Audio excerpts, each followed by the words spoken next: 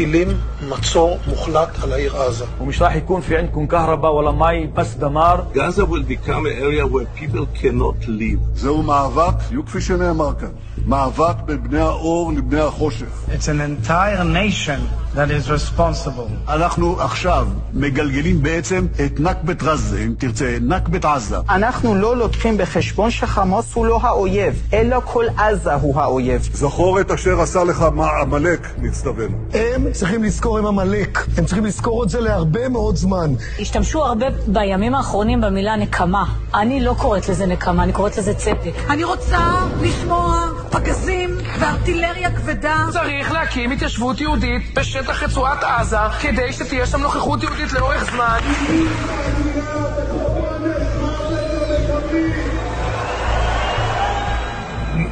שחררתי את כל המעצורים, עושים את הכל.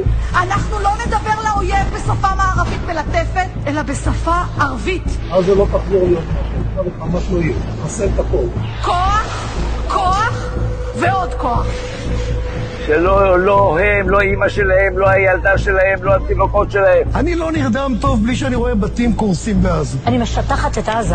אין לי סנטימנטים. אתם תמשיכו לרעוב, תמשיכו למות, הבתים שלכם ימשיכו להישרף. תינוק שם הוא אויב, כיתה באלף הוא אויב, אישה בהיריון הוא אויב. אז אין סימטריה, והילדים בעזה הביאו על עצמם את זה. לא נותרת אבן על אבן בעזה. עזה הופכת לדרזדן. עוד בתים, עוד מגדלים. להרוס ולהתקדם, להרוס ולהתקדם. כמה שיותר גופות. תשמיד את עזה עכשיו. משה, אנחנו נמשיך.